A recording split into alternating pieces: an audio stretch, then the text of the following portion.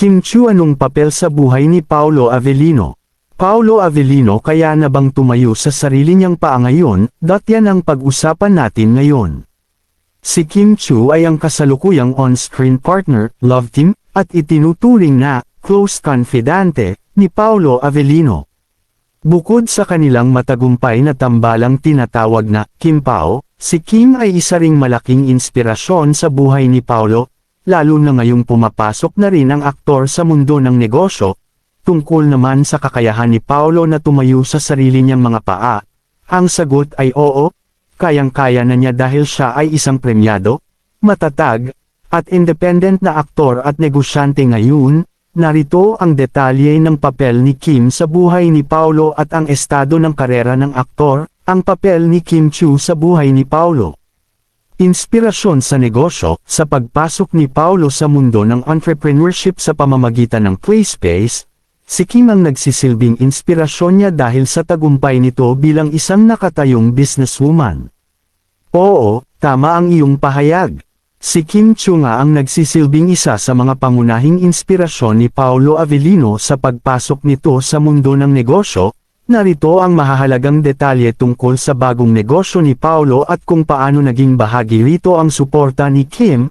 Ang bagong negosyo ni Paolo, PlaySpace. Ano ang PlaySpace? Ito ay isang 1,000 square meter cosmic-themed indoor playground.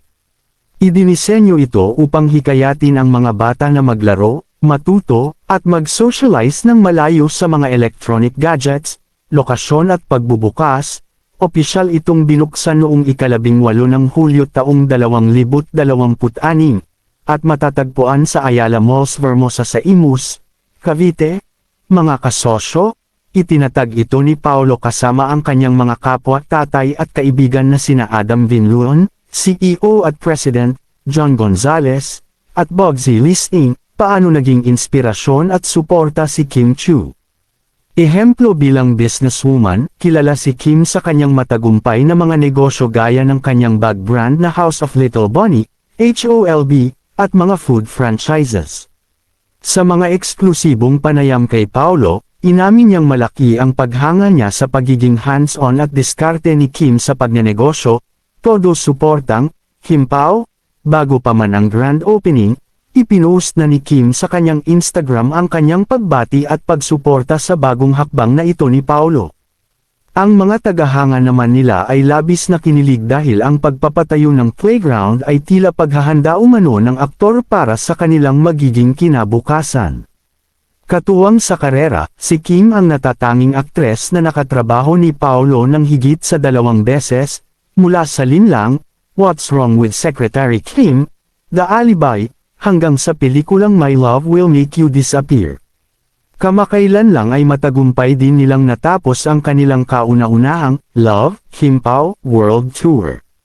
Mismo, at ang pagsasamang ito ang nagpatatag sa kanila bilang isa sa pinakasikat na tambalan ngayon. Ang kanilang sunod-sunod na proyekto ay nagpapatunay ng tindi ng kanilang on-screen chemistry at ng tiwala ng mga producer sa kanilang dalawa. Narito ang mabilis na pag-recap sa kanilang mga naging proyekto at ang detalye ng kanilang matagumpay na World Tour. Ang makasaysayang proyekto ng Kim Pao Linlang, 2023 hanggang 2024, ang kanilang kauna-unahang serye kung saan gumanap sila bilang Victor at Juliana. Dito nagsimula ang kanilang tindi ng screen chemistry na pumatok sa mga manunood. What's Wrong with Secretary Kim, 2024, ang Philippine adaptation ng sikat na K-drama. Dito mas naging light at romantiko ang kanilang tambalan bilang BMC at SEC. Kim, The Alibi, ang kanilang sumunod na mapanghamong teleserye na mas nagpatunayan ng kanilang husay sa pag-arte bilang magkapareha. My Love Will Make You Disappear, ang kanilang pinakabagong pelikula na labis na inaabangan at pinag-uusapan ng mga tagahanga. Ang matagumpay na Love, Kim Pao, World Tour. Mga bansa, lumipad ang dalawa sa iba't ibang bahagi ng mundo tulad ng France, Dubai, at Canada upang makasama ang kanilang mga masusugid na fans sa ibang bansa. Kalayaan sa ibang bansa, ayon sa mga ulat, mas malaya silang nakakakilos, nakakapag-jogging sa umaga, at nakakapag-sightseeing sa mga bansang ito nang hindi dinudumog ng media o maraming tao kumpara sa Maynila. Suporta sa fandom, dahil isang veterano si Kim sa pag-aalaga ng fandom mula pa noong kanyang Pinoy Big Brother days, ginabayan niya si Paolo na maging mas bukas, makipag-interact sa mga tagahanga, at sumabay sa mga trends gaya ng TikTok. Misteryosong, real score, bagamat madalas silang matanong tungkol sa totoong estado ng kanilang relasyon, nananatili silang maingat sa pag-amin, ngunit hindi maitatanggi ang kanilang malalim na pagkakaibigan at suporta sa isa't isa. Eksakto, ang tinatawag na misteryosong real score, ang dahilan kung bakit nananatiling abala at sabik ang buong Kim Pao fandom. Bagamat paborito silang paksa ng media, master na si Kim at Paolo sa pagbibigay ng mga sagot na nakakakilig ngunit hindi nagbibigay ng direktang kumpirmasyon. Narito ang ilang mahahalagang tagpo na nagpapakita kung paano nila hinaharap ang usaping ito. Ang 100 na sagot ni Paolo sa naganap na Grand Media Conference para sa kanilang teleseryeng The Alibi. Diretsahan silang tinanong ng press tungkol sa kanilang totoong estado. Hirit ni Paolo, binigyan ni Paolo ng 100 na score ang kanilang relasyon. Nang akala ng press na ito na ang opisyal na pag-amin, agad itong binawi ng aktor ng nakatawa. Paglilinaw niya, I did not admit anything. I just gave a score. Banat ni Kim, idinaan naman ito ni Kim sa biro at pabirong sinagot ang reporter ng, para saan ba ito? Ikabubuti ba yan ng ekonomiya ng Pilipinas? Upang neiba ang usapan, mga senyales sa tunay na buhay kahit walang opisyal na label, hindi maitatago ang kanilang espesyal na pagtitinginan sa likod ng kamera. Bulaklak noong Valentine's Day, hinumpirma ni Kim na nagpadala sa kanya si Paolo ng bulaklak, peonies, noong araw ng mga puso, dahilan para masabi ng aktres sa kanyang post na, babae pala ako. Sabi ni Paolo, nang matanong ang aktor sa reaksyon ni Kim sa bulaklak, simpleng ngunit makahulugan ang sagot niya, masaya ako na masaya ka. Pansin ng mga kaibigan, maging ang matalik na kaibigan ni Paolo na si Jake Cuenca ay nagbahagi na nakikita niyang nagbibigay liwanag o lights up si Paolo tuwing nasa malapit si Kim, ang kanilang love rules sa isang hiwalay na panayam. Kapansin-pansin din ang kanilang pananaw sa seryosong relasyon. Para kay Paolo, ang pinakamalaking deal breaker ay ang kawalan ng respeto sa ibang tao, lalo na sa mga katrabaho o mga nagsisilbi sa restaurant. Para naman kay Kim, simple lang, dapat loyal at walang iba. Giit niya, ang dami na nga natin sa mundo. Dapat isa lang. Para sa mga fans, sapat na ang lalim ng kanilang pagkakaibigan, ang proteksyon na ibinibigay nila sa isa't isa, at ang kanilang tagumpay bilang box office heroes. Kaya na bang tumayo sa sariling paa ni Paolo? Matatag na box office at primetime king, hindi nakadepende si Paolo sa iisang tao para sumikat. Kilala siya sa kanyang versatility, mula sa mabibigat na drama tulad ng Walang Hanggan hanggang sa mga makasaysayang pelikula tulad ng General Luna at Goyo. Tumpak ang obserbasyon mo na si Paolo Avellino ay isang bona fide powerhouse sa industriya. Ang kanyang kakayahan na magbago ng anyo, mula sa pagiging isang nakakaawang kontrabida-bida hanggang sa pagiging isang makasaysayang bayani, ang nagpapatunay na ang kanyang kasikatan ay nakatatak sa kanyang sariling talento at versatility. Narito ang paghimay sa kanyang naging takbo ng karera na nagpapatunay na siya ay isang tunay na box office at primetime king. Ang kanyang versatility sa primetime at pelikula Walang Hanggan, 2012, dito unang napatunayan ang kanyang husay sa seryosong drama. Ang kanyang pagganap bilang ang mapaghiganti ngunit emosyonal na si Nathan Montenegro ay nagdala sa kanya ng parangal bilang Best Actor sa Gawad Urian. Mga makasaysayang pelikula, hindi lahat ng leading man ay kayang magdala ng historical films. Nagmarka si Paolo bilang si General Gregorio Goyo del Pilar sa General Luna, 2015, at sa kanyang sariling spin-off film na Goyo, Ang Batang General, 2018. Ang mga pelikulang ito ay kritikal at komersyal na tagumpay na hindi umasa sa tradisyonal na love team, iba't ibang genre, Nagbida rin siya sa mga critically acclaimed indie films gaya ng Sayaw ng Dalawang Kaliwang Paa, kung saan nanalo rin siyang urian Best Actor, psychological thrillers tulad ng The Janitor, at mga romantikong drama gaya ng The House of US at Fangirl.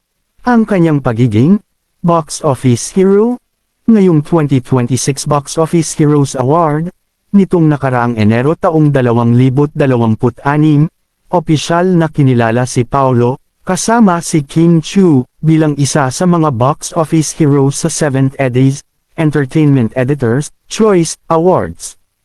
Ang parangal na ito ay patunay ng kanilang malaking ambag sa muling pagbuhay sa takilya ng pelikulang Pilipino, balanse ng solo at tambalan. Bagamat napakalakas ng tambalang Kim Pao ngayon, ang kasaysayan ng karera ni Paulo ay nagpapakita na bago pa man ang tambalang ito, mayroon na siyang matibay na pundasyon bilang isang respetado at premyadong aktor na kayang magdala ng sarili niyang proyekto. Independent management bago nag-Star Magic, patunay ng kanyang paninindigan ang pag-manage sa sarili niyang karera ng independyente sa loob ng 1 taon bago siya opisyal na pumirma ng eksklusibong kontrata sa Star Magic. Eksakto ang iyong punto. Ang naging desisyon ni Paulo Avellino na pamahalaan ang kanyang sariling karera ng independyente ay isang bihirang hakbang para sa isang sikat na leading man sa Pilipinas. At ito ang nagpatunay ng kanyang matatag na paninindigan at sapat na karanasan sa industriya. Narito ang mahahalagang detalye sa likod ng kanyang naging independenteng pamamahala at ang kanyang pagbabalik sa pangangalaga ng isang malaking network. Ang panahon ng independent management pag-alis sa dating management, matapos ang maraming taon sa ilalim ng pamamahala ng kanyang dating manager na si Leo Dominguez, nagpasya si Paulo na maging independent, sariling desisyon sa karera. Sa loob ng halos 1 taon, siya at ang kanyang personal na koponan ang direktang nakikipagnegosasyon sa mga network, producer, at brands. Binigyan siya nito ng buong kalayaan na pumili ng mga proyektong nais niyang gawin, partikular na ang mga mapanghamong karakter at ang kanyang mga personal na pamumuhunan, pagpapatunay ng kapanahunan, maturity. Ang yugtong ito ang nagpakita na hindi lamang siya isang basta aktor na sumusunod sa idinidikta ng iba, kundi isang matalinong strategist na nauunawaan ang takbo ng negosyo sa likod ng showbiz. Ang pagpirma at pagbabalik sa Star Magic opisyal na pagbabalik alindog, matapos ang kanyang pagiging independent, opisyal na pumirma si Paulo ng isang eksklusibong kontrata sa Star Magic, ang Kapamilya Homecoming. Ang hakbang na ito ay itinuring na isang malaking pagbabalik bayan o homecoming para sa aktor. Ayon sa mga ulat, ang desisyong magpasailalim muli sa isang malaking pamamahala tulad ng Star Magic ay upang mas mapalawak pa ang kanyang mga proyekto, hindi lamang sa loob ng bansa kundi maging sa international market, suporta sa kanyang mga adhikain, bukod sa pag-arte, tinutulungan din siya ng bagong management sa kanyang iba pang mga hilig. Tulad ng paggawa ng mga pelikula bilang producer at ang pagpapalago ng kanyang mga personal na negosyo, dahil dito, mas naging balanse ang kanyang karera, may kalayaan pa rin siya bilang isang individual ngunit mayroon ding matibay na makinarya sa likod niya para sa kanyang mga malalaking proyekto. Negosyante at producer, bukod sa pagiging sikat na leading man, si Paulo ay gumagawa na rin ng sarili niyang pangalan sa likod ng kamera bilang isang film producer at ngayon nga ay bilang isang nagsisimulang entrepreneur. Oo, tama ka. Ang pagiging producer at entrepreneur ni Paulo Avellino ay patunay na hindi siya basta aktor lang, kundi isang seryosong businessman sa likod ng kamera. Ginamit niya ang kanyang mahabang karanasan sa showbiz upang pondohan at gabayan ang mga proyektong may mataas na kalidad. Narito ang mga detalye ng kanyang mga naging hakbang bilang film producer at negosyante. Ang kanyang kontribusyon bilang film producer pundasyon sa indie films, isa si Paulo sa mga naunang aktor ng kanyang henerasyon na naglakas loob na mag-produce ng mga independenteng pelikula. Kasama siya sa mga nag-produce ng I'm Drunk, I Love You, 2017, isang cult favorite romantic comedy film na pinagbidahan nila ni Maha Salvador. Pagsuporta sa bagong directors, kilala si Paulo sa pagbibigay ng tsansa sa mga batang direktor at kakaibang kwento. Layunin ng kanyang pagiging producer na itaas ang kalidad ng pelikulang Pilipino at magdala ng mga obrang kayang makipagsabayan sa ibang bansa. Kolaborasyon sa malalaking proyekto. Sa kanyang mga pinakabagong proyekto, aktibo siya sa pagbibigay ng creative input mula sa scriptwriting hanggang sa post-production, na nagpapakita ng kanyang malalim na pag-unawa sa sining at komersyo ng pelikula. Ang kanyang paglago bilang entrepreneur ng PlaySpace Formosa, gaya ng nabanggit, ito ang kanyang pinakamalaking pamumuhunan ngayong 2026. Ang pagpapatayo ng isang cosmic-themed indoor playground ay patunay ng kanyang pangmatagalang pananaw sa pagnenegosyo na labas sa mundo ng entertainment, gaming at teknolohiya. Bukod sa physical spaces, kilala rin si Paulo bilang isang masugid na gamer. May mga ulat na nagpapakita ng kanyang interes at pamumuhunan sa esports at digital content creation, na mga industriyang patuloy na lumalago ngayon. Dahil sa kanyang mga hakbang bilang producer at entrepreneur, matagumpay niyang nailatag ang pundasyon ng kanyang buhay pagkatapos ng pag-arte bilang leading man. Bago ko tapusin ang akin updates patungkol sa Kimpao Updates ay shoutout ko muna yung mga senior citizen dyan na palaging nanonood sa akin updates. Maraming salamat po sa inyong lahat. For more updates please follow, subscribes, my Facebook and YouTube account at i-search lang ang TNUTZ Vlog, watch till the end and comment. Maraming salamat po at God bless po sa ating lahat.